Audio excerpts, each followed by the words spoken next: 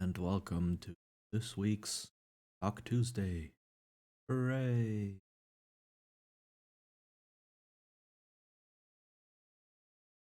So yeah, last week there was no session because of sickness, but today we're back. We're back and with um oh, thank you. I will try. I will definitely try. Thank you. Um yes, with the last session on linguistics as a topic for now. We will return to linguistics in due time, but I do want to have a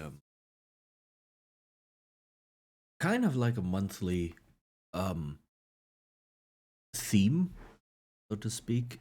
I know it's the middle of March or the beginning of March, so changing theme right now is a bit strange, but I've been doing this for a month now. So I do want to change topics so we don't always just stick to the same thing, but that people can experience different topics. Um, yeah, just gonna wait a little bit for people to find their way in.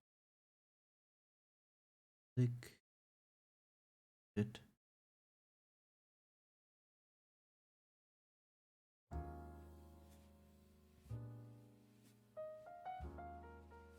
All right.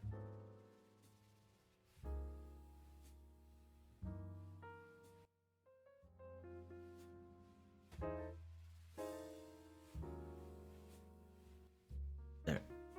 Could be good.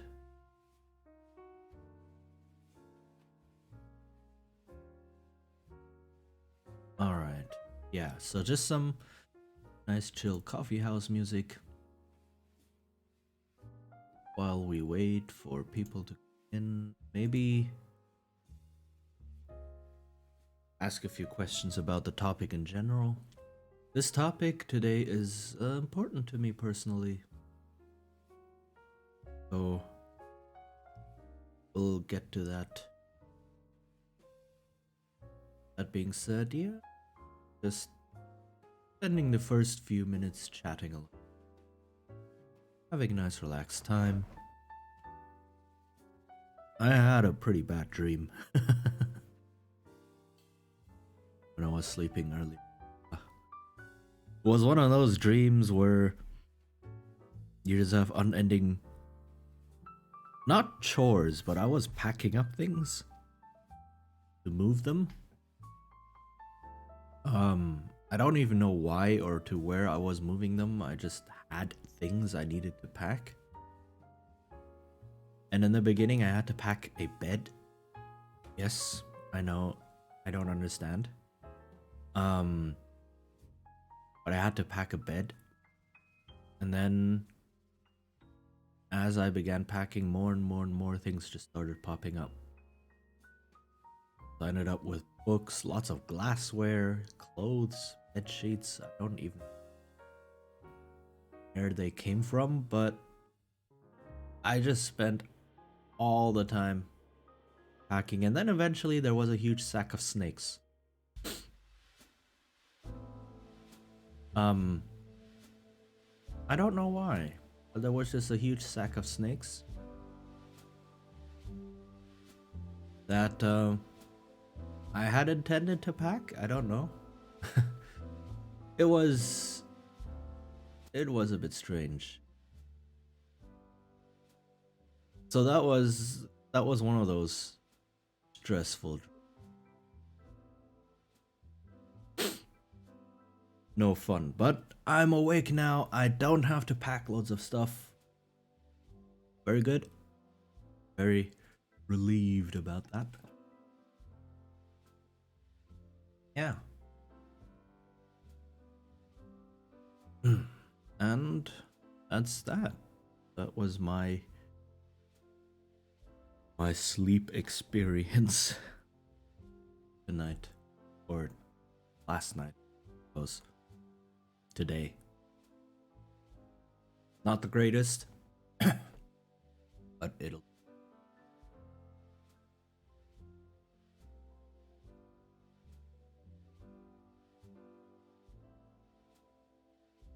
Also, I am very, very glad to discover that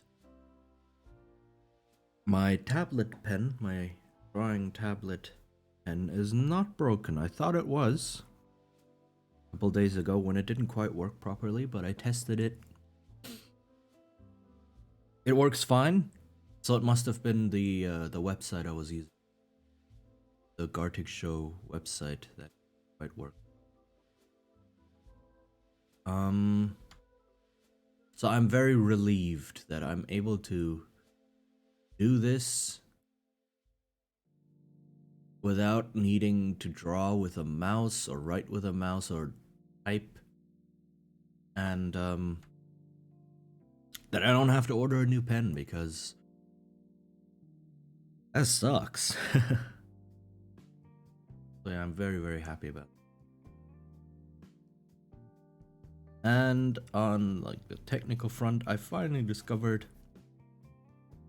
that there are various ways to make a game capture or window capture. And now I can capture Rita, the program I use as a stand-in whiteboard, without doing a display capture, because display captures are a big no-no. Don't ever do a display capture. Seriously, if you stream, or if you're planning on streaming, do not use display capture. It is way too easy to accidentally show things you don't want to be shown. Starting from your desktop background to any programs you may have installed, to, I don't know, accidentally opening something like your mail or whatever and doxing yourself. Even if you do things like Alt Tab or mouse over icons, and where it then shows a preview, like even that, all of that gets captured. Or any pop-ups, any notifications. So don't do it. Don't use display capture. Set up a good game capture or window capture and breathe easy. Breathe easy, because then only what you want to show will be shown. So yeah. My tip today for streaming: do not use display capture. It's just asking for trouble. Asking for.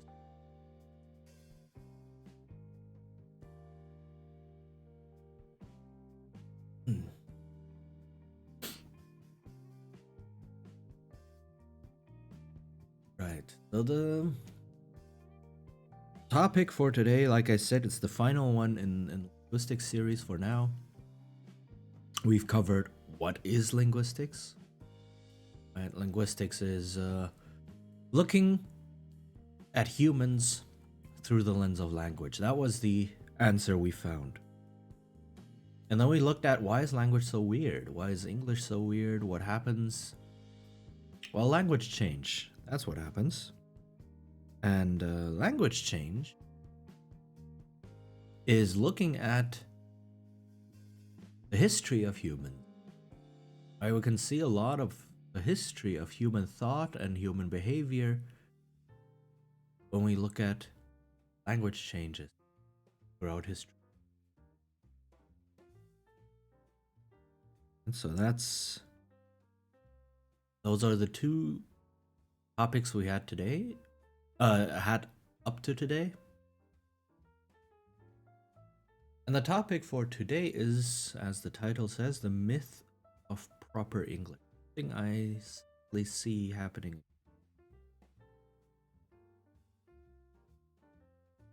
So I think I'll give it a couple more minutes for people to file in. If you're already here waiting for this to start, thank you for your patience. We will begin shortly. And this is just to give a chance for people to show up so that they don't miss things they may not want to miss.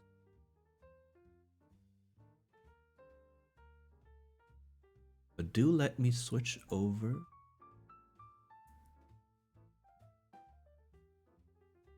And let me put down.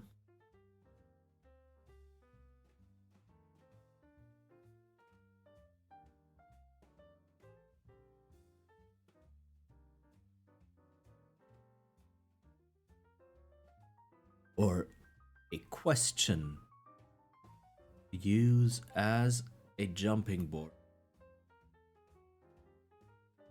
for today's session.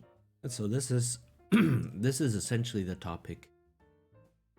Proper English? Question mark.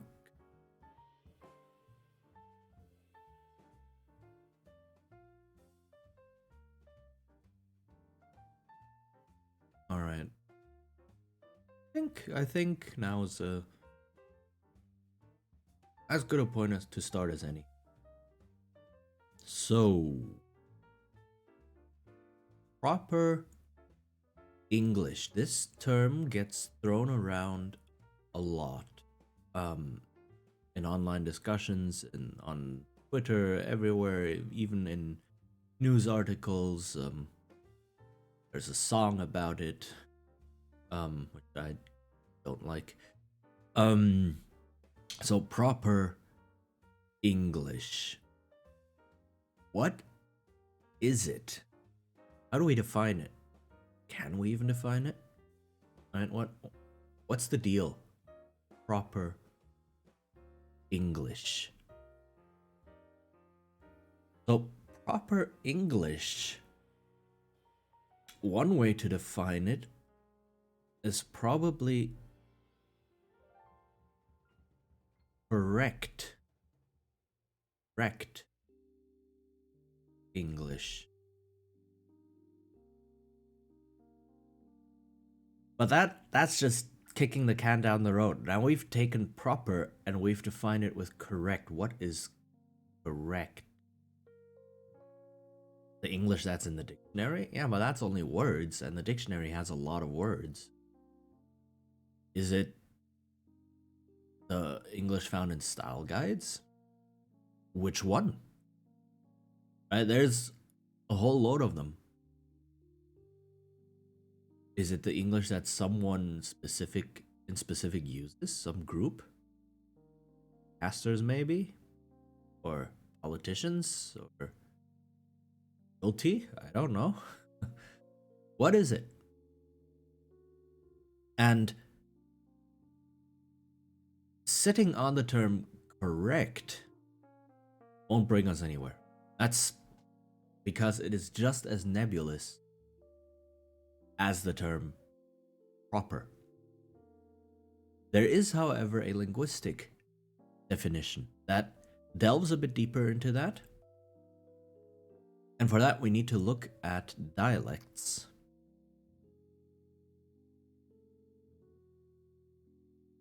Dialects or sociolects, which is another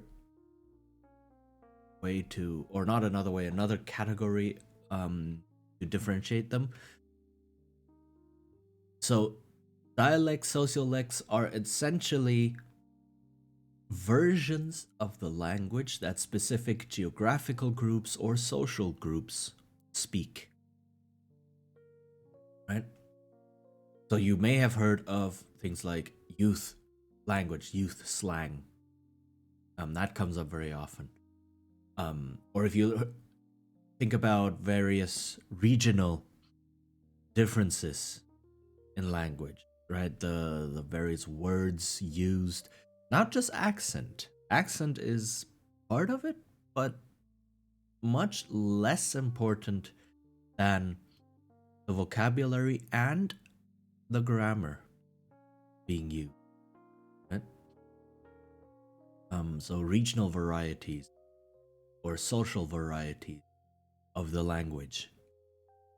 And within these, there is something called a prestige dialect. Prestige dialect. And as the name implies, this is the dialect that has the most prestige, that is the most highly regarded. But where does it come from? So the prestige dialect is usually what is connected to the proper way of speaking. Right?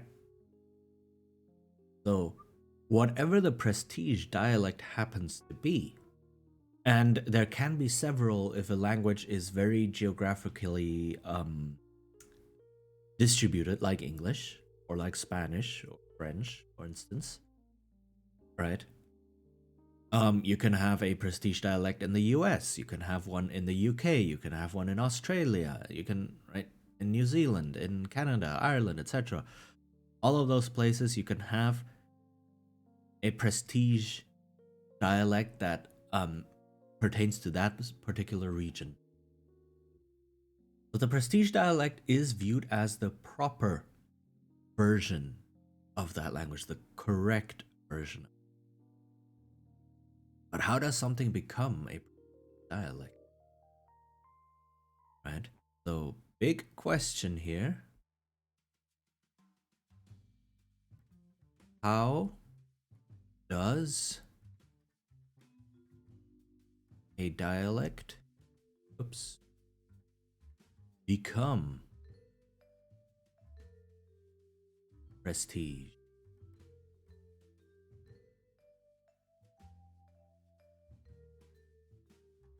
Right? How? How does that happen?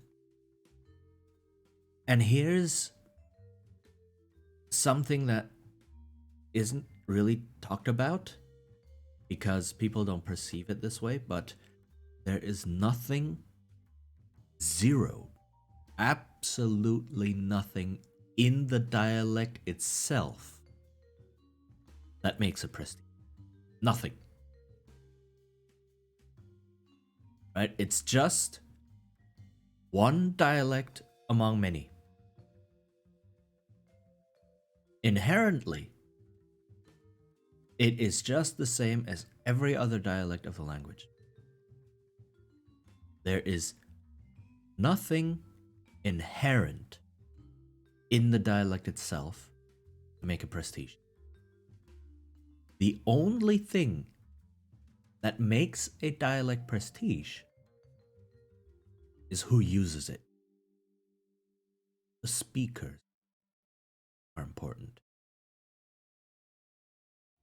Usually, upper class, rich, educated, ruling class speakers, and whatever dialect they happen to use becomes prestige.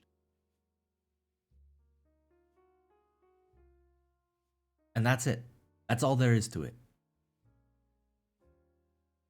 So, very, very important. Let me.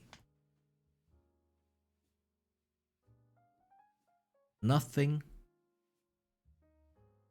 inherent to the dialect. Oops, I did not want to click that. Dialect. Very, very important. Only depends on its speakers.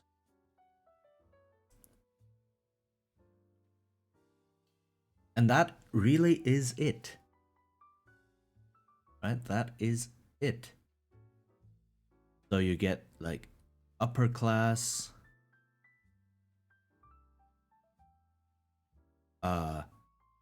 rich, educated,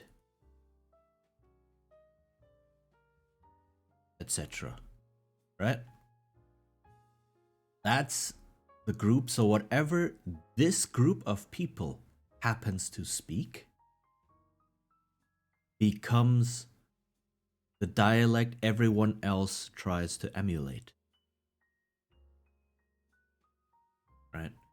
The exact group depends on social circumstances, right? Sometimes it's the people of a particular city because that city is the capital city. Happened in France, for instance, right? Parisian English, upper class Parisian English became um, the prestige dialect of all of France, even though France has at least two French language groups. Right, there's the Languedoc and the Languedoc, northern and southern French, which are pretty different. But Parisian, upper class Parisian French supplanted everything and became the prestige dialect standard that everyone has to adhere to. Or in England, it was the Queen's English. Right? So literally whatever English the Queen happened to use became the correct English. Right? And that's prestige. Right? So a prestige dialect is viewed as, and this is very, very important.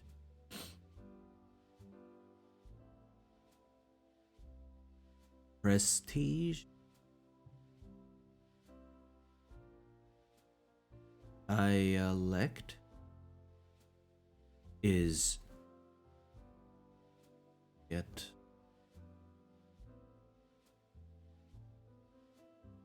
viewed as, and then colors, only correct. Oh, my handwriting is not that great today. Sorry about that. Form of a language.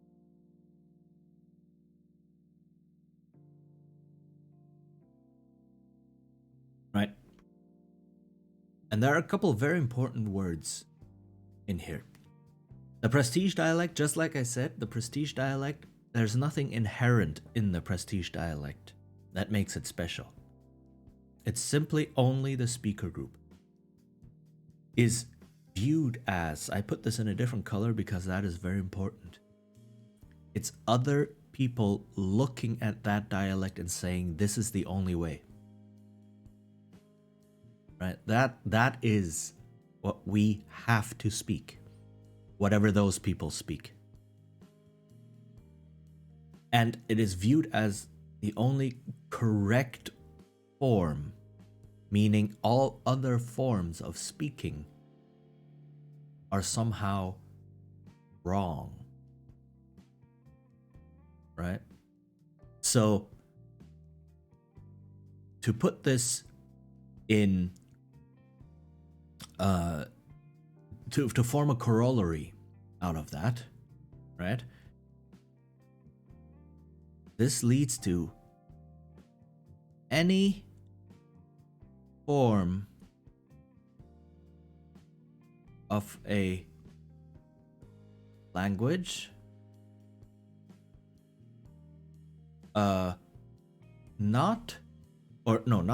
not this. Oops. Spoken by people not, oops, I'm missing a word, not of the prestige group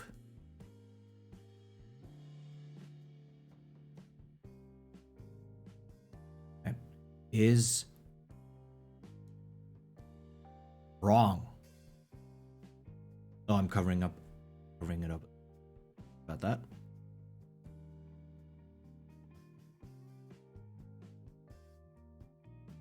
Right?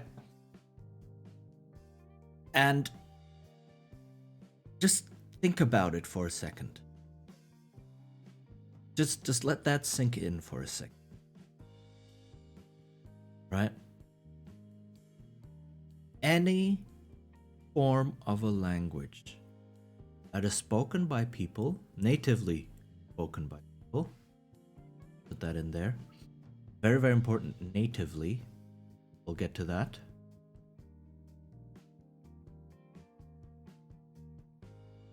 Right? Spoken by people who are not of the prestige group is automatically wrong. Meaning they don't know how to speak their own language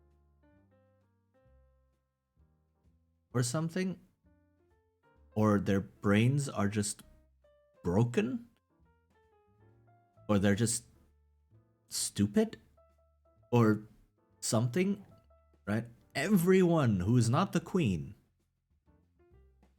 has a broken brain because they grew up speaking not the queen's English. That is an actual attitude.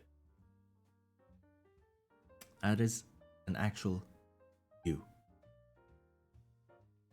And it is very, very pervasive, sadly. I hope that it's somewhat clear where I want to go with this. I am saying there is a form of the language. So let me summarize, right?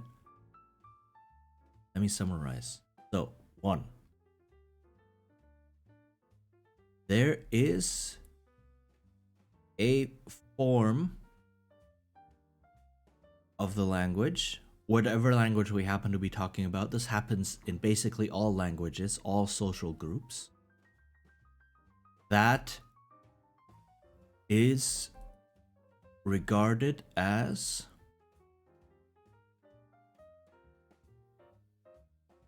proper / correct. Right? And the reason, now that's just, the trait this language form has is it's spoken by a particular social group.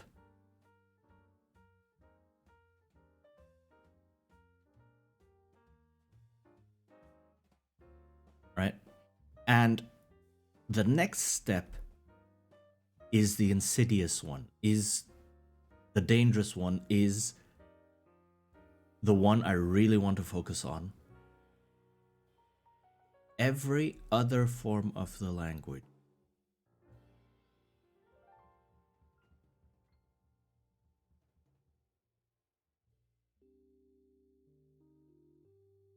right? Every other form of the language is therefore incorrect.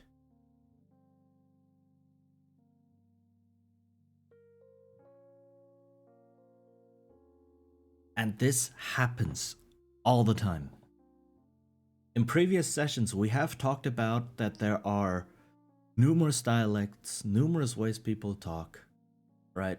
And they might not even realize that they're saying different things. We talked about things like the cot merger, where some people have the merger, like me, other people don't. But when they talk to each other, they might not even realize that they're using different, like that they're speaking different dialects, right? One person with the cot merger, the other person without it, right?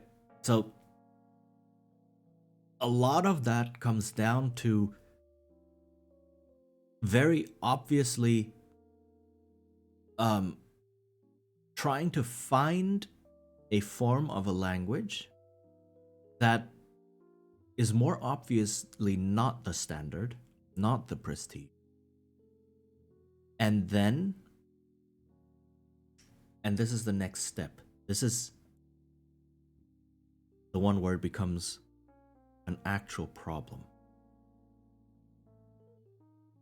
Speakers of these other forms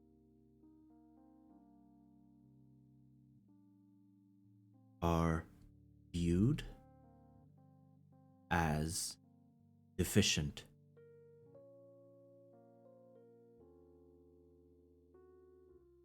uneducated, stupid, poor, whatever, right? Just brain damage, anything. I've seen all sorts of slurs and all sorts of uh insults leveled against speakers of non-standard, non-prestige forms of a language. And this right here, right, is something that never really gets talked about, that people aren't even aware exists, but that is happening all of the time. And it is one of the last great forms of discrimination that exists, and it is not viewed as a form of discrimination. People don't know it. If you point it out to them, they deny it. And it's a form of discrimination that is invisible and accepted. And that is linguistic discrimination.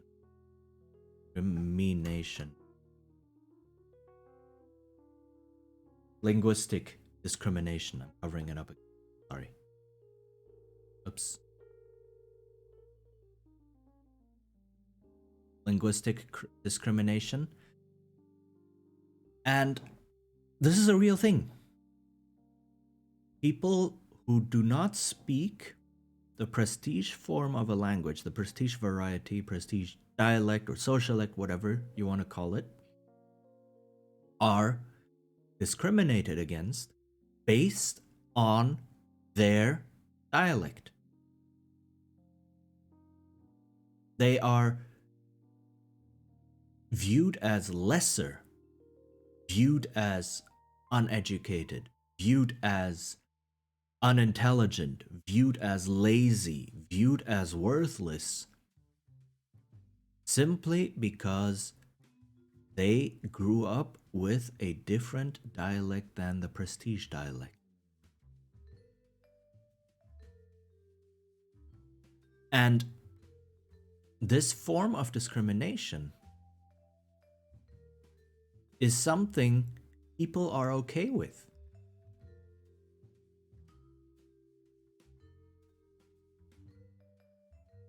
You may have heard of something colloquially called Black English.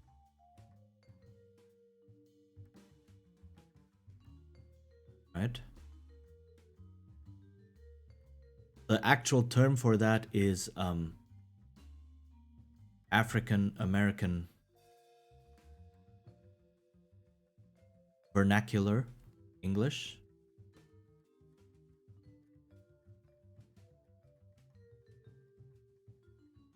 Right? Or AAVE. And a lot of people who don't speak this may have heard of a couple of um phrases here or there that come from AAVE. And many times speakers of AAVE are discriminated against based on their speaking AAVE, right? It's like if it's the one example is the progressive form in AAVE. So the progressive form, as an example, let me use it. What did I just press? It's still here. It's all good. Didn't lose anything. There's a different color, for example.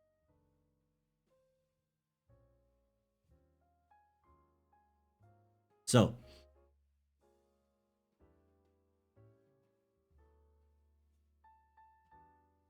he working, right? This is something you might hear of someone who speaks AAVE, and people then look at this and go, "Well, this is wrong, right? Where is the copula, the to be verb?" And then you look at other phrases. He be working. Oops. And you go, well, that's also wrong. It needs to be he is working, not he be working. But they're only wrong if you're using the framework of standard American English and not AAVE. Right? Because these two sentences are perfectly grammatical in AAVE and they have different functions. It's kind of like looking at English and going and having a German grammar book and going, well, no, this is all wrong. My grammar book says something else. Right? All your language is completely broken and wrong, and your speakers are stupid because the grammar I have here says something completely different. That's exactly the same thing. If you take a grammar book of standard American English and look at AAVE and then go, but this is wrong and that is wrong and the speakers are stupid, it's exactly the same thing.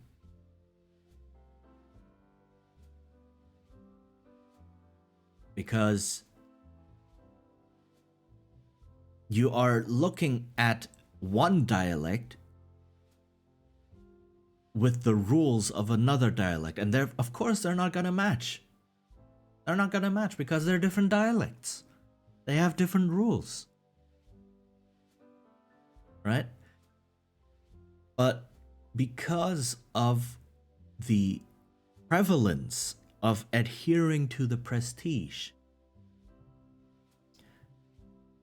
people still do that. People take the prestige, look at every other dialect of that language through the lens of the prestige and say this other dialect is wrong. And speakers who use that dialect are stupid. That's what's happening. That is the basis of linguistic discrimination. And it is an inherent discrimination because people don't choose their native language. They don't. As a baby, you grow up and you don't decide, oh, I want to learn this dialect. You just learn whatever your environment gives you. So this is part of identity. And discriminating based on that is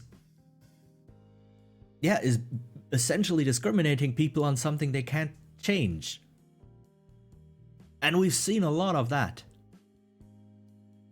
And there are some very well-known other forms of discrimination of people based on things they cannot change.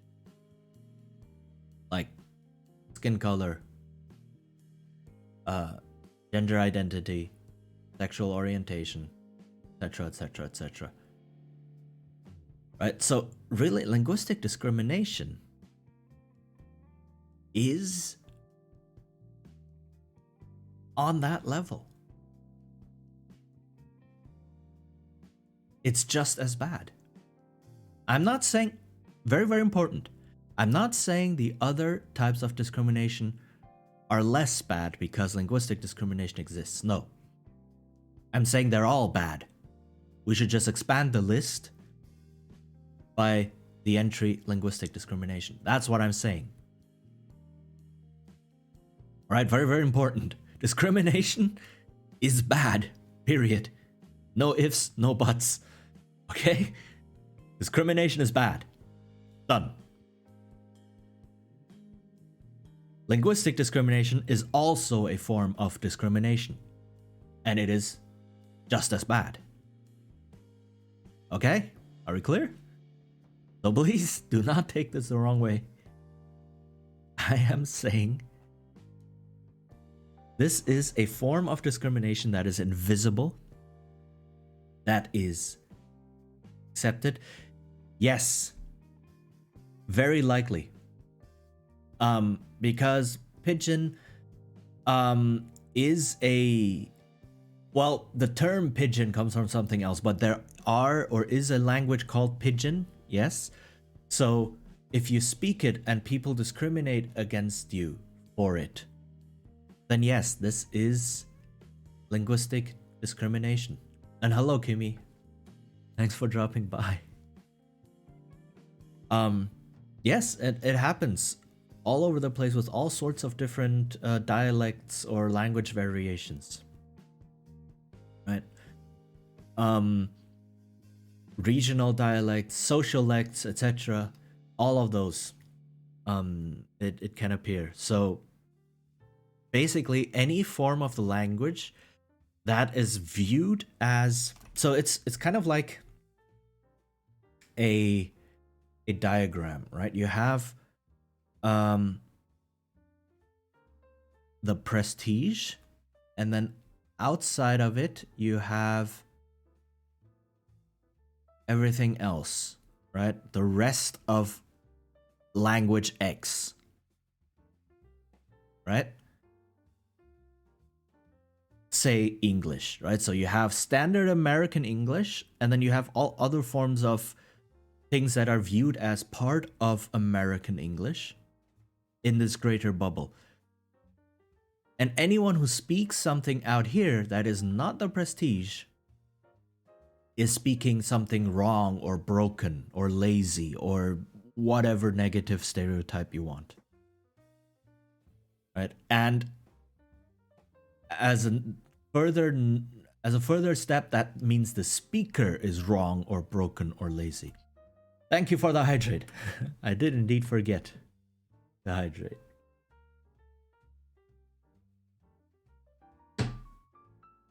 Right, and that is discrimination.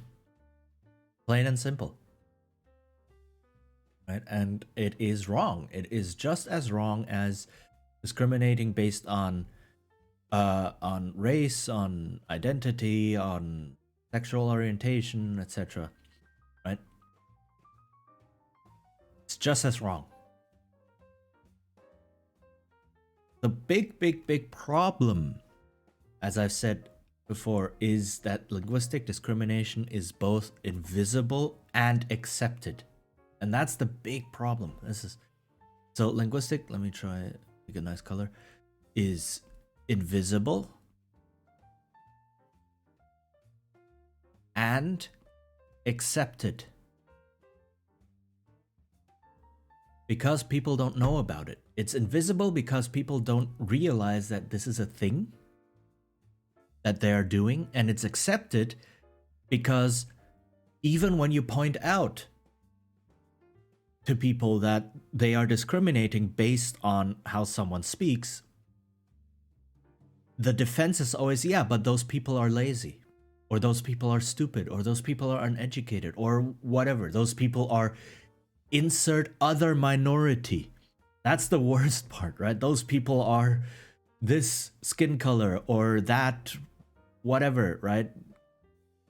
And that makes it acceptable to discriminate against them based on what they speak, and then to tie that into other factors to discriminate them again. Which is why African American vernacular English is such a big deal, because it is mostly spoken by Black Americans, right?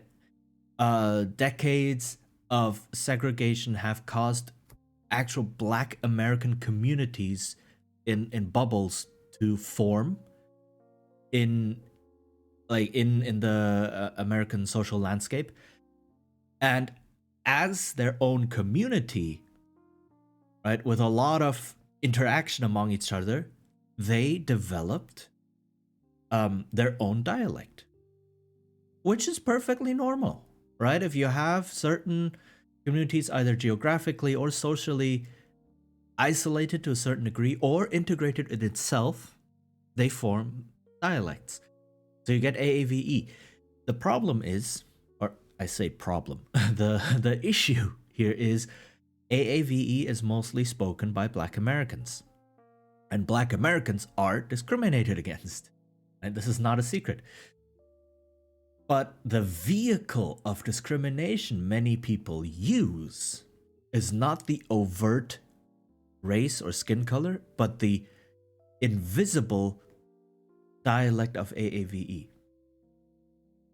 So they discriminate against the same group of people, mostly for the same reasons.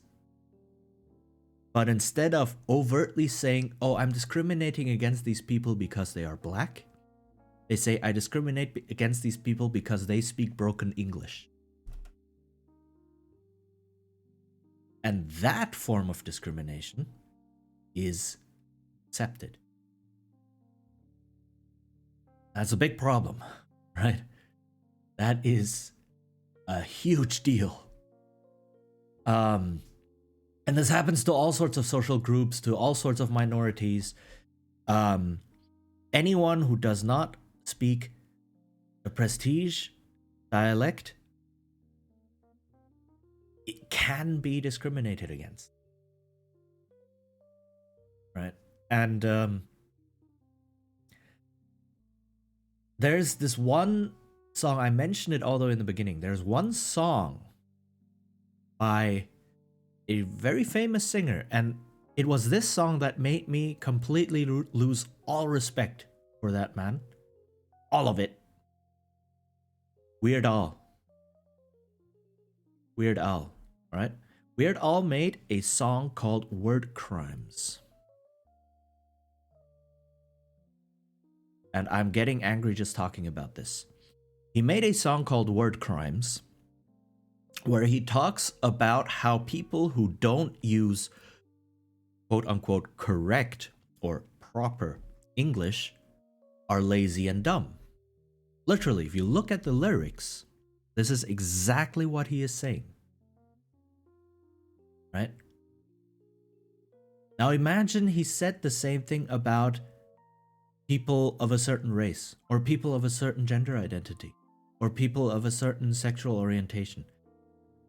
He would be burned so quickly that he would be a complete persona non grata. Right? No one would want to do anything with him again. But because he bases his discrimination on what people speak, on their native dialects, it's okay, and he celebrated, and that song is a huge success. And this shows you that linguistic discrimination is indeed invisible and accepted.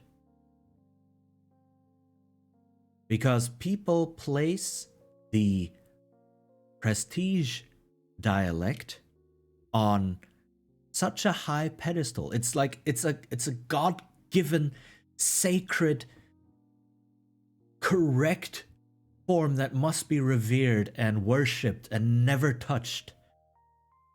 That everything else is profane and broken and wrong and deficient. And everyone who cannot use the prestige dialect is likewise wrong and deficient. Right? And it is this basic attitude that makes linguistic discrimination so pervasive. So, this is one of the last big forms of discrimination that still exists in the world, and that is still practiced and is still okay. Right? Other forms of, in the past, other forms of discrimination were also socially acceptable. Right? That's how we got all this mess to begin with. Right? And luckily or happily, we moved not completely past that. I'm not going to say no, there's no more issues there. No. But the collective consciousness has been raised, right? And people now see, oh, discriminating based on race is a pretty bad thing to do, right? To put it mildly. And also, gender identity is now a big thing that is coming up. Like, discriminating based on that is also a pretty crappy thing to do, right? So the collective consciousness, social consciousness is being raised. So I do hope that at some point this linguistic discrimination will receive the same treatment. Reminds me of a reading from Anzaldúa where she had lots of different forms of Spanish mixed with English, depending on the group she was talking to. That is a related phenomenon. People, the thing itself is called code switching. All right, let me just put the term down here. Code switching. And very basically, code switching is adjusting how you speak depending on who you're talking to. This can be completely benign, right? This can be you talk differently to your friends than to your parents, than to a teacher or other authority figures or whatever, right? Your boss, etc. That can be completely benign because there are other different social contexts and you use different slang, you use different terms, etc. That's perfectly okay. However, a lot of people do code switching because they fear being discriminated in certain contexts. You hear this again and again. A lot of speakers of dialects, especially AAVE, when they go to things like job interviews, or even if they're at the office, right? Not even as serious as I need to get this job, but just when they're sitting in the office with colleagues, they switch to the prestige dialect, standard American English, or as close to it as they can get, because standard American English for many of them is a foreign dialect. They did not learn that as kids. They had to learn it as teenagers or adults like a foreign language. Right? But they switch to it out of fear for being discriminated if they speak their native dialect. And that is the dark side of code switch. Right? So it's heavily dependent on context and on intention. Right? If it's just trying to get along better with the audience, to have your audience understand you better, sure, that's okay. Right? I would not talk to, like, if I used a lot of gamer slang around my parents, they would just sit there and go, what the hell are you talking about? right? But if I use gamer slang with other streamers or with my brother or something, we're on one wavelength, right? Um, so that's okay. But it's the fear of discrimination. Switching how you speak because you fear discrimination is the thing that's intrinsically linked to this. So fear of discrimination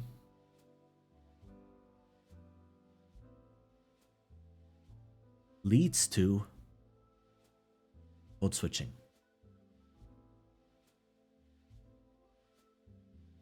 Right? And so again, people who are actually affected by this discrimination see it, as is so often the case. And people who are not don't, as is so often the case. Right?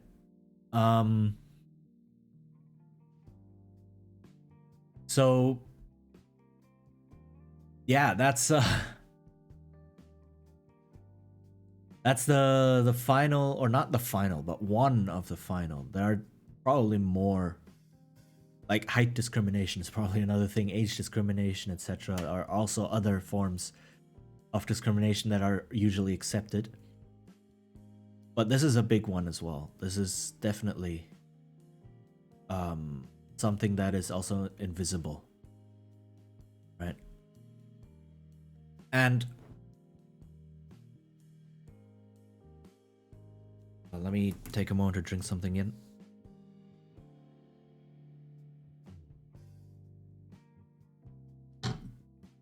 Right? And yeah, examples like Weird Al's song Word Crimes show that linguistic discrimination is alive and well. It should never be well, but it is. People celebrated that song. They did. It got a lot of positive reviews, or you can call it reviews. Like, a lot of people commented positively on it, saying, finally someone who cleans up English, and finally someone who gets all of those lazy, stupid, unintelligent people to speak properly. That song is celebrated. And it's okay because it's about stupid people who speak stupid. And not, I don't know, black people who are black. Or gay people who are gay, right? Because it's about stupid people who speak stupid. Very hyperbole. Or not really, actually. Right? It's okay. It's okay to make fun of the native dialect of people, as long as it's not the prestige dialect.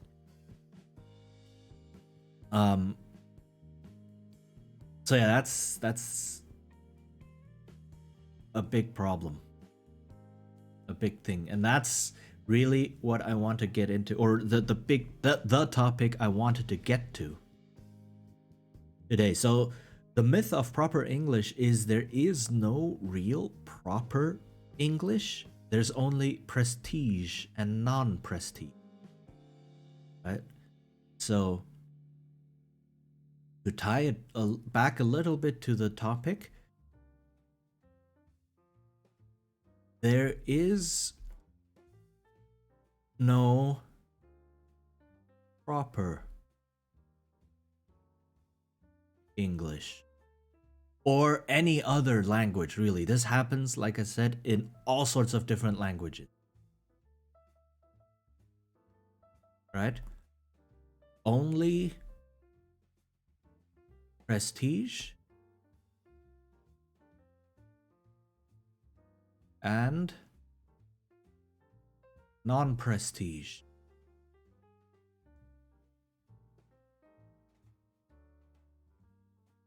English.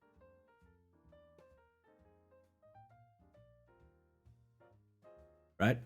So this is conclusion number one. Then, because proper has nothing to do with it, prestige or non-prestige is only based on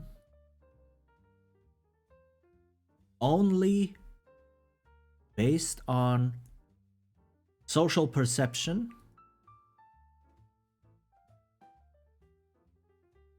can't write. Perception and speaker group. Can't write. Speaker group. So you have a group of prestige speakers, like I said, upper class, rich, ruling class, educated, blah, and everyone else, essentially, right? So what is prestige or what is not prestige is only based on the perception of the community, right? The speakers of that language, and who the speaker group is. And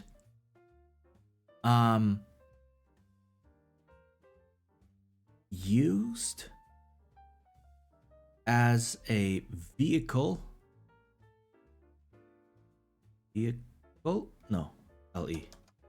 I've never written this word before, I think. Of discrimination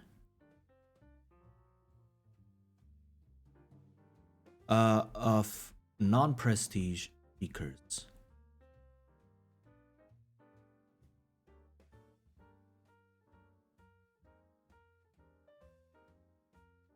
Right? So that is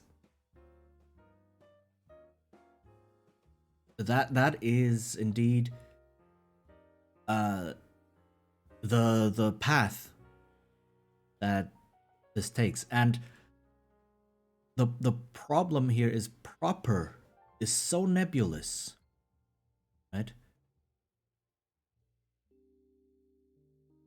Extremely nebulous term, right? It can mean anything. It has no definition on its own, and nothing inherent can be defined. And it cannot be explained. Right? If you only look at the dialect, only look at the language form and say, why is this form more correct than that form? There is no reason. You cannot explain it. The only reason you can give is outside of the language, saying because this is what I was taught, or this is what those people, the prestige group, speaks, or it just is, right? Those are not reasons. Those are social indoctrination, really. Right? And that's, so there's nothing in prestige English itself that makes it better or worse. Not even things like being more complex or being able to explain science better or what have you. That's all nonsense. Right? That is, you can use basically any language, any dialect to explain more or less anything. Right? Heck, there are videos on YouTube teaching calculus using Zulu. Right? So yeah, that's saying a language is better or worse, or a dialect is inherently better or worse. is nonsense. The only reason people say that is because of who speaks those dialects or who speaks those languages. And usually it's the dialect I speak is superior, and the dialect you speak is inferior because it's not my dialect and you look different. Sadly, that is very often the case.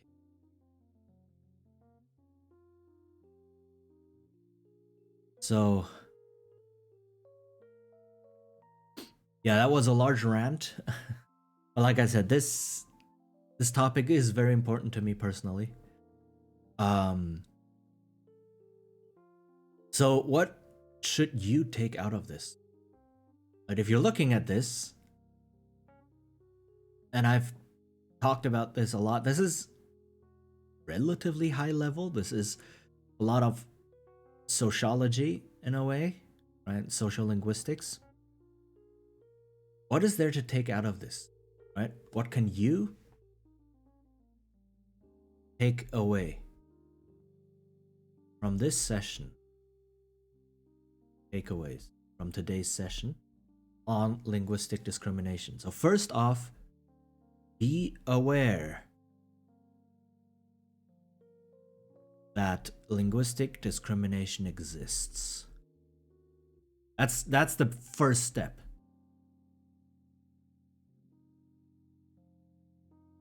Discrimination exists.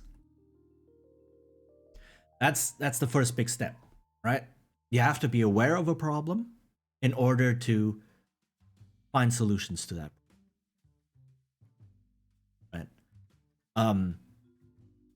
So be aware of that.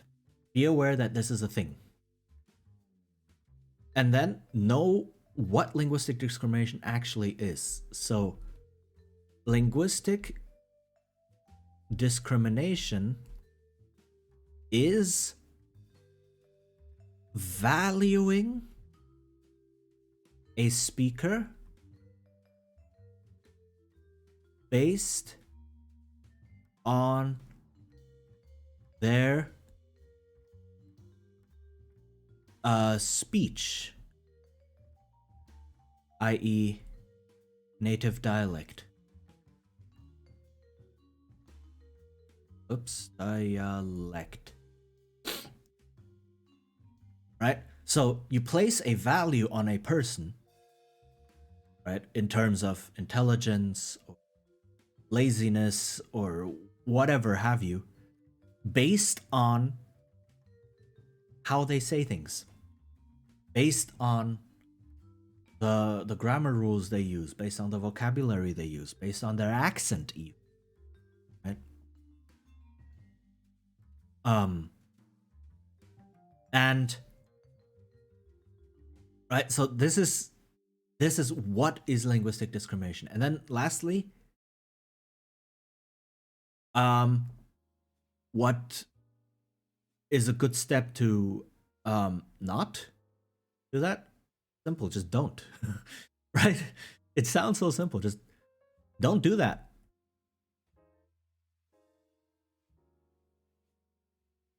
Right?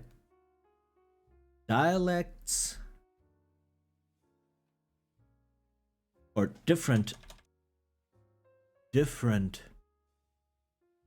dialects are not inherently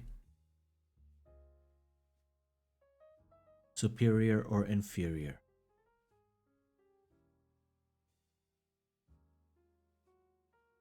Right? So, since different dialects are not inherently superior or inferior, the people using those dialects should not be judged based on which one they use. Right? So, don't judge people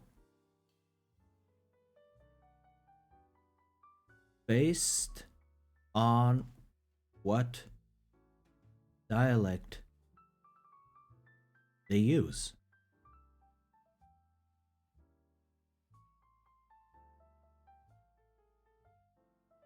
It sounds simple, but it's very insidious. Simply because some things might not be seen as features of a dialect when they actually are, and then you still pass judgment. Oh, thank you for the hydrate.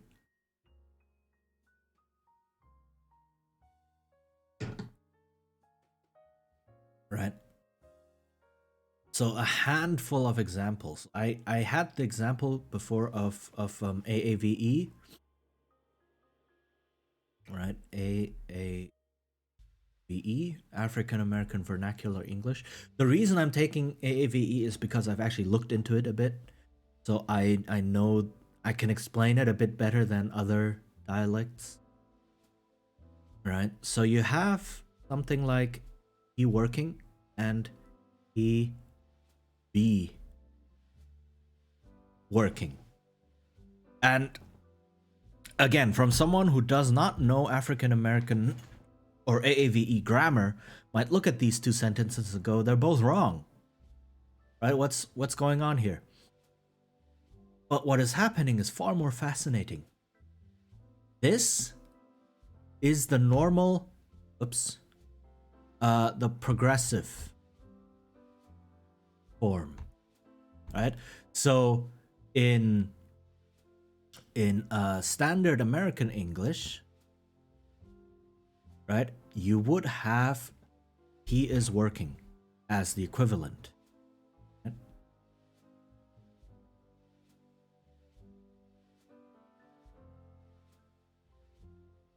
Right? So this is the equivalent. It's just different grammar rules. In AAVE, you do not need the copula, or you cannot put the copula in order to form the progressive. That's just how the grammar works, and neither is more or less correct.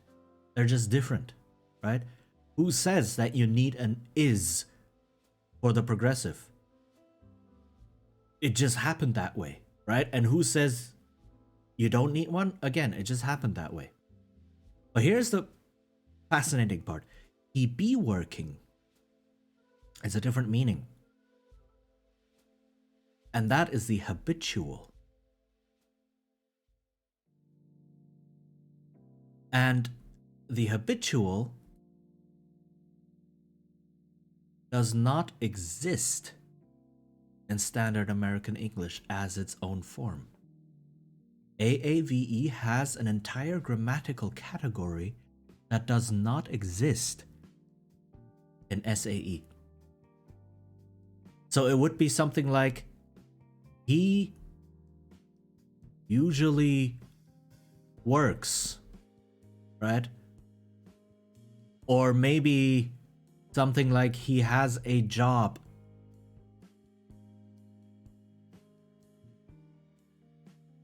To express the same idea. But there is no fixed grammatical form for the habitual in standard American English, but the habitual exists as its own grammatical form in AAVE. And that these two phrases, he working, he be working, are grammatically different in AAVE. Right? So you can see that, hey Goliath, hello. How are you doing? Nice of you to drop by. So you can see that there are rules, there is structure in these dialects. As they would be, because they are fully formed dialects, and fully formed dialects have their own vocabulary, their own lexicon, and their own fully fleshed out grammar. But it is not viewed this way because you use the lens of the prestige dialect to look at a non-prestige dialect. So it's a big problem, really. Another example, or not another example, but there are many, many fully fleshed out dialects out there that are not viewed as proper or correct. Yes, exactly. There's even an entire paper titled AAVE is not just English or standard English with mistakes or something like that. I forgot the exact title. That goes into a lot of the grammatical peculiarities of AAVE, especially compared to SAE. Like, where is AAVE different, but has fixed grammar rules, right?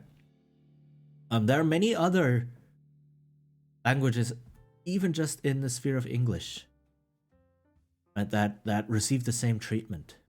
You have this here too with Dutch, Low Saxon seen as less or even a speech impediment, even though it's just its own language. Yes, exactly, exactly. Speech impediment is also a very nice one. Yes, it's seen. Yeah, sometimes it's just seen as a speech impediment, right? Or laziness, or stupidity, or whatever.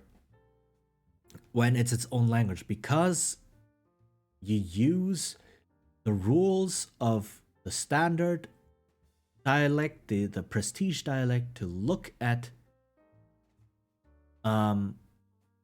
non-prestige dialects. It is a supremacist way of thinking. It is extremely discriminatory, and yeah, supremacist is a good word for it, actually. So it is saying my dialect is the only correct dialect, and you, who's speaking something else that is not my dialect, are broken, right? Because you're not speaking my dialect natively. So yes, it is linguistic supremacy, and linguistic discrimination, definitely. And it's as Goliath's example shows, this happens everywhere. This happens everywhere. The same in German as well.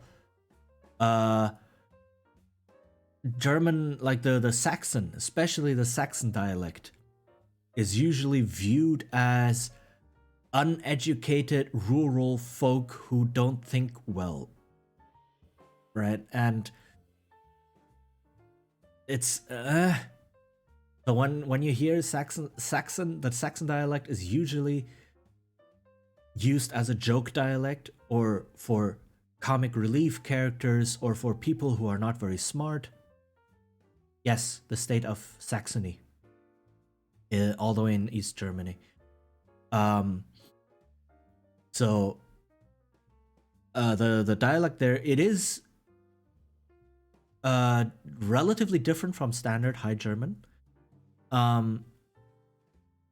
So people pick up on it, right? It's obvious when someone says it or speaks it, and that dialect for some reason has acquired the reputation of being like, whoever speaks it is uneducated. It might be a Low German variety that has a lot of High German mixed in, because High German has been the standard language for so long, right? So not sure if we're talking about. I haven't looked too much into this, but I don't know if it's actually just straight up Low German to Saxon, or if it's an actual dialect of High German. I don't know enough about that to be able to say what's what. It's just the people who live in Saxony, who grew up in Saxony, speak this dialect, right? And it sounds quite different from High German, from standard High German and such.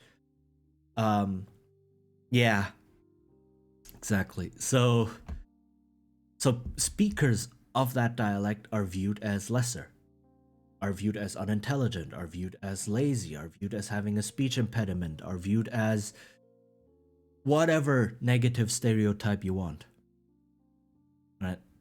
So that appears a lot. And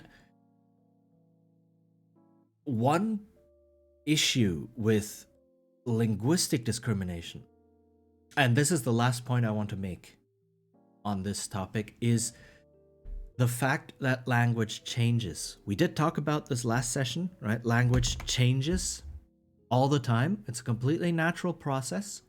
There's nothing good or bad about it, right? It's just like how organisms, not single organisms, but species change, right? With every new generation. Same thing, right? Language changes. So the problem is prestige dialects tend to be set in stone, right? They are usually written down in style guides, in grammars, and so on. So they are viewed as being set in stone, immutable, unchangeable. Immutable and constant, right?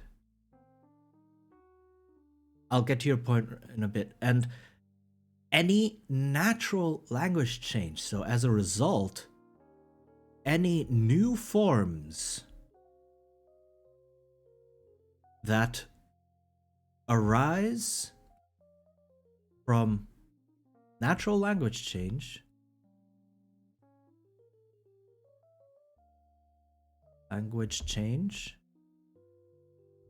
are viewed as deficient.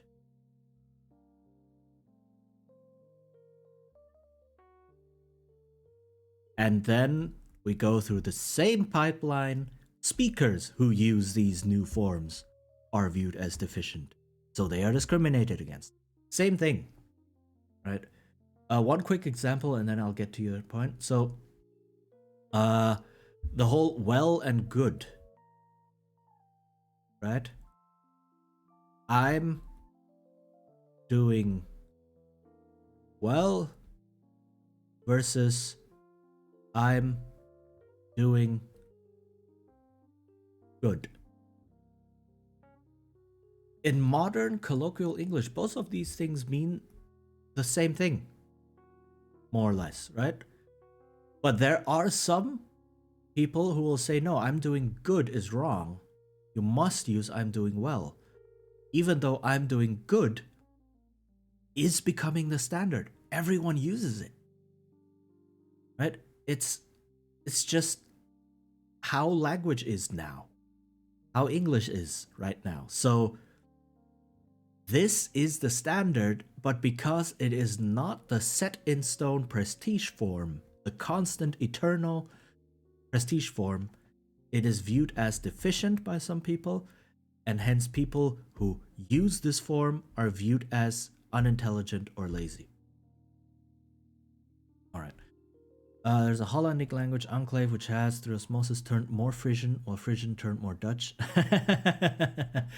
Yeah, that's kind of like a Sprachbund situation, I guess. Which is pretty interesting to see that happen in a microcosm situation.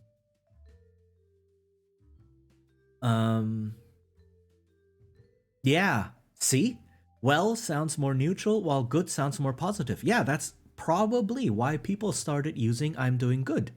To emphasize, yeah, no, my day is great, right? I'm healthy, I'm fed, I'm rested, blah, this is, yeah, sure, I'm doing good. So it has reason and meaning behind it. But again, it's a new form. It might not even be that new, right? New is, again, perception, singular they. Singular they. It's noteworthy how well I'm doing. Exactly, right? Singular they. Singular they. Oh my goodness. Singular they. How long has singular they been around? Roughly. What do you think? Singular they. How long has it been in use? Give or take. Yeah, exactly. Shakespeare used it 300 years at least. At least 300 years. Maybe even longer because we don't have written confirmation, right? We can only check what's written down.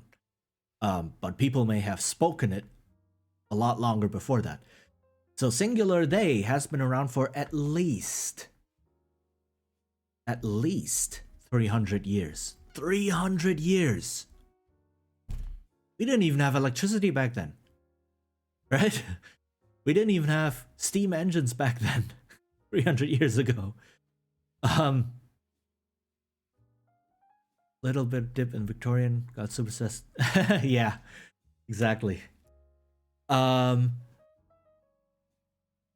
yeah, singular they is old. It has been part of the English language for what, like 10, 12, 15 generations. And there are still people alive today who complain about it being some new change to the language that is unnecessary or wrong. And that just goes to show that natural language change, even natural language change that happened centuries ago, is still viewed as deficient. We are slowly, yes, we are slowly getting past that phase. It's just, time is a flat circle. If you look into history, there's loads and loads of people complaining about the language that today's youth speaks. There's a very, very famous text, and this is now getting off topic. We are done with the topic of linguistic discrimination, all right? So, again, just very quickly, what can you take away from this? Be aware that linguistic discrimination exists. It is valuing a speaker based on their speech, based on their native dialect, something they did not choose, did not consciously choose or control. And dialects are not inherently superior or inferior. So don't judge someone based on what dialect they use. Yeah, that's also a form of discrimination, definitely. It's using language to discriminate on gender identity. So yeah, that is all. It's all embroiled. Like, discrimination doesn't happen on its own, or you rarely get one form of discrimination on its own. Which is why you get intersectional things. I'm lacking a word. Right, a lot of intersectional theories on discrimination, because a single form of discrimination is very often combined with other forms. So linguistic discrimination is very often unconsciously, but it is often combined with other forms of discrimination, usually racism. Intersectional critical theory, thank you. That's the term I was looking. So that's the topic for today, right? Linguistic discrimination, bad. Be aware that it exists. Don't do it. All right. Just a handful. Oops, this is Zoom. I did not want to zoom. There we go. Just a handful of examples of people complaining about natural language change, because that is part of discrimination, right? People viewing new forms of speech as being deficient. So, right, it's always like old man shouts at a cloud or something, right? It's people saying, "Oh, today's youth, they can't speak proper English anymore, and we're all revert to grunts and whatnot because language is going downhill." You see this sentiment so often because language changes, the youth picks up the changes because they learn the new version growing up, and it doesn't match what the older generations speak, so the newer generations, their English is broken. Yeah, I bet they can't even write in cursive. Yes. But just a couple of examples to sway you or to sway other people who come with this. There is a very fun text or funny text called the Appendix Probi. Right? The Appendix of Probus. And you can look this up on Wikipedia. There's an article on Wikipedia about this. The Appendix Probi was written by an ancient Roman roughly 2,000 years ago who complained about modern Roman people not being able to speak Latin anymore. Proper Latin. That is a thing. Appendix. Thank you. Thank you. I was like, it looks a bit wrong, but I couldn't tell what was wrong. Thank you. Appendix. Appendix Probi. Yeah. So you can look that up. And a lot of the...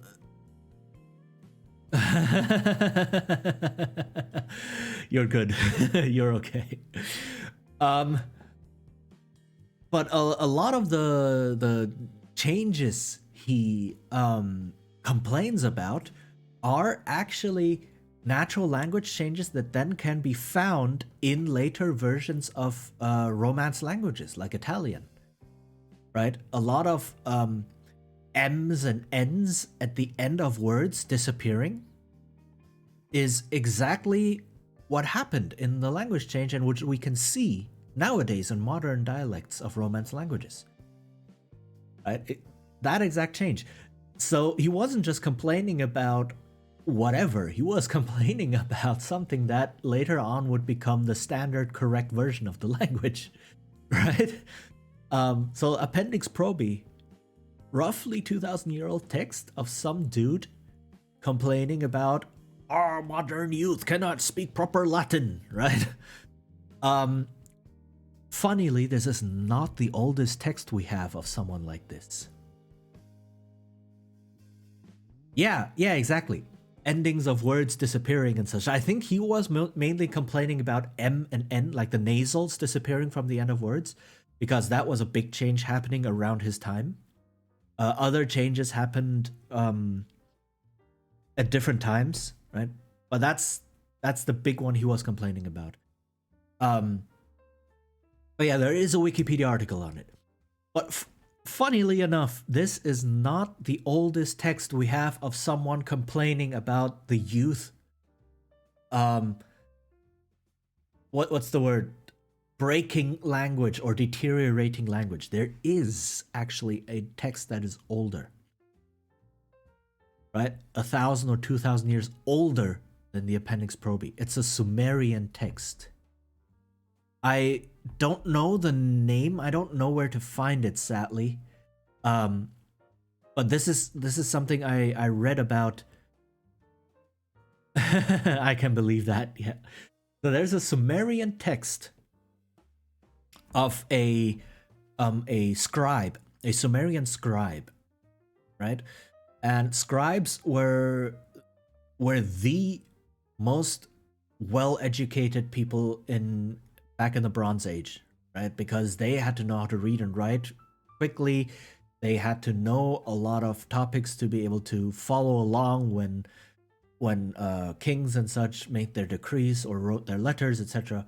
Right? So scribes were like, they were the prestige, right? If you could become a scribe, dang, you were set for life.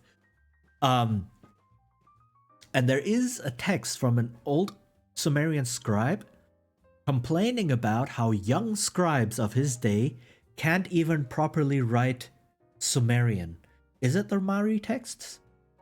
I don't know, to be honest. Like I said, I forgot the name. I've only I don't think so. Let me just check real quickly.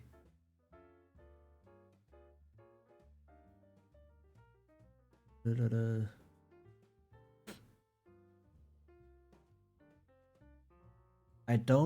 not Sure.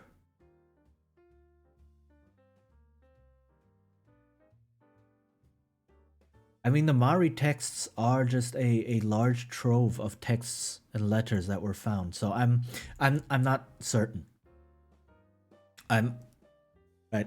Um, but there is, maybe you can find it if you look for it. But there is an old Sumerian text of a scribe complaining that young scribes of his day can't write proper Sumerian.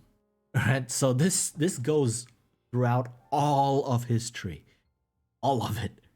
There will always be older people complaining about newer people breaking the language and not using it properly.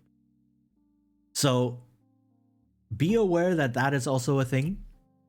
Language change, language innovation, and that also ties into linguistic discrimination. And yeah, that's basically what I wanted to talk about. This was a bit ranty, today's episode, a bit PSA-ish, but it is an important topic, and it is very important to me personally as well. So I felt like I have to do this, and this will not be the only session. If we return to linguistics at some point, I am sure to talk about this topic again because it needs to be talked about. So yeah, I guess I can ask, are there any final questions to this? So let me zoom out. Oops. Right. This is what we covered today. Where's my mouse? Here, yeah. So we went from what is proper English, oops, right, to proper does not actually exist. Okay, that's bad. To its prestige dialect, and then to people discriminate against speakers of non-prestige form.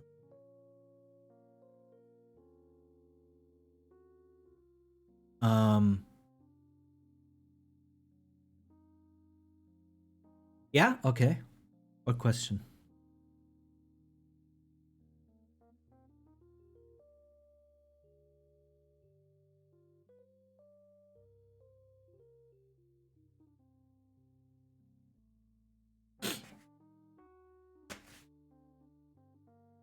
This is entirety of what we talked about today. What about multiple areas, Portuguese and Brazilian Portuguese? They tend to have their own prestige dialects. So prestige dialect is based on you can have multiple ones in a large language group if the language is spread out over a large enough area or across large enough groups of speakers. English has the same. There is not one prestige English or one prestige Spanish or so, right? Same with Portuguese. There's not one prestige Portuguese generally.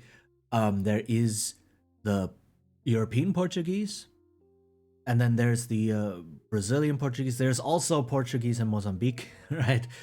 But again, like, no one thinks about that.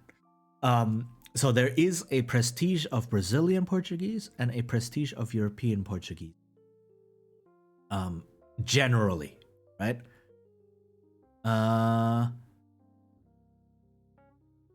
That's yeah, that's an unfortunate side effect of a language being spread so wide. It's not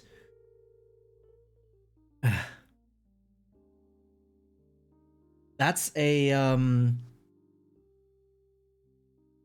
very complex topic. It's a good question, definitely a good question, right? If you have an international platform and you use European Portuguese, are you discriminating against Brazilians who speak Brazilian Portuguese? I would say it very largely also depends on the intention. Um, yes, you do. Um, that's the unfortunate side effect of uh was it like dealing with a lot of very different people at once. Um that sounds super negative. Oh my god, I did not want it to sound that negative. It's whenever you deal with large groups of people who are varied in any aspect, right? Culture, language, customs, etc., you have to compromise. Right? You have to compromise. That's just inevitable. That's just part of human nature. That's part of cooperation. That's part of variety. So you must find some sort of middle ground. And sometimes that middle ground means using some one group standard or one part standard and applying it to the other parts, right? If nothing better exists. It's it's a big deal with English, right? This comes up again and again with English because English is the de facto world language, international language, right? So everyone who grows up with English is put at an unfair advantage in that regard. Um, but that's we don't have a better solution, right? You cannot really find a solution in this sense that pleases 7.5 billion people. That's not feasible. It's you just can't do it. So you have to use a standard that might be suboptimal, but it works, right? So that's the same the same issue with like European Portuguese or Brazilian Portuguese or Spanish, right? Do you use Castilian Spanish or do you use the various Latin American Spanishes? Do you use American English or British English or Australian English, right? We must create a new language that doesn't discriminate. It's difficult. It is difficult. Creating a good Oxlang is difficult, which might be an interesting topic at some point in the future, right? Constructed languages. Definitely a very fascinating topic. Exactly. Yeah. Um, but yes, that is just something you have to decide on a standard. Ideally, you decide on the standard with everyone in the group. Um, not ideally, you choose a standard and impose it on the group, right? But you pick a standard somewhere and you draw a line somewhere. That's just dealing with people, dealing with humans. So I hope that that answers your question. So that is a very deep topic that goes much more into sociology and anthropology in that regard. Um, and a lot of very icky other topics that I don't want to open right now because I have been going for almost 2 hours. So yeah. So yeah, language discrimination. It exists. Don't do it. Bottom line. All right. Um. Yeah. With all that being said, yeah, I'm glad to hear that. I hope you enjoyed today's session. I will. I am still organizing my VODs. I am hoping to put all of these into their own playlist. Talk Tuesday VODs. I'm still going through my YouTube channel and organizing them. But if you missed it or if you want to revisit it, you are free to do so. If the VODs work, so on. I can't guarantee anything because Twitch and YouTube, but yeah, I'll try my best. Um, then yeah, next week we will start a new topic, a completely new topic. I will put it up for a vote on Twitter, and the two possibilities. Oh no, Seal! Yes. Yes, sadly. We're just ending right now. Um, but thank you for dropping by anyway. Yeah, we started like 2 hours ago. Um, and talked a lot about linguistic discrimination. Very important topic, and don't worry, I will come back to it because it is an important topic. It's very personal to me. It bears repeating again and again and again. So I will return to this topic at some point in the future when we circle back to linguistics as a Talk Tuesday theme. Um, but yeah, from next week on, I will start a new theme, and I will put it up for a vote on Twitter. And the two topics up for vote will be game design or music theory. Right, two completely different things, also completely different from linguistics, but that's the spice of life, right? Just learning about all sorts of different things. So I will put that vote up. And you guys can all vote on it, what you would like to see.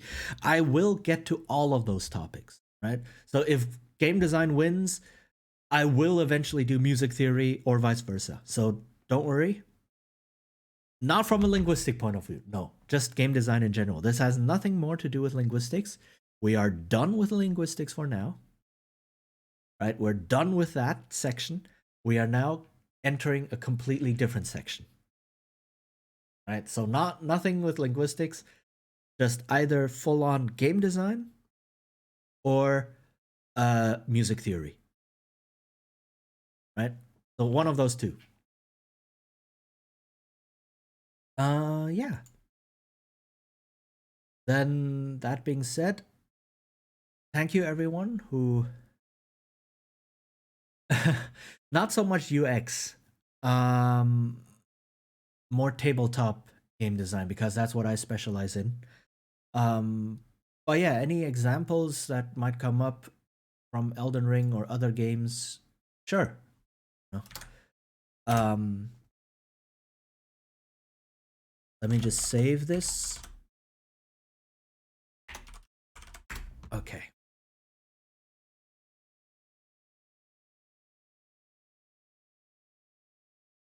All right. Um, yeah, but for now, I sure you can we can definitely talk about that. But for now, I think I will end the stream. Thank you to everyone who came by. Um, and yeah, who stayed here, who listened. Yeah, you can message me on Twitter or such. I'm very willing to talk about it. Um, but yeah, not right now on stream, I guess. Yes, we are going to raid someone, and we are going to raid someone who was on a hiatus, but who is now doing better and who is back. She was on holiday and then got COVID on holiday, so that is unfortunate. So we are going to raid a streamer who raided me as well a while ago and whom I really look up to. Uh, so let me get the name right. Okay, two W's. We are going to raid Mew. Mew is one of my big inspirations for streaming and VTubing, right? She is super kind, super nice. She is really welcoming. Her community is awesome. Go give her lots of love. She deserves all of it. And yeah, she is currently playing Heavy Rain. Dang. Okay.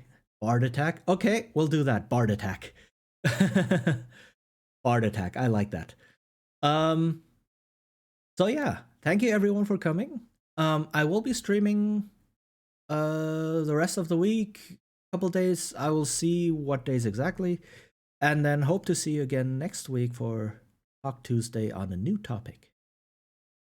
So yeah, thanks for coming by, and I will see you. Take care. Bye bye.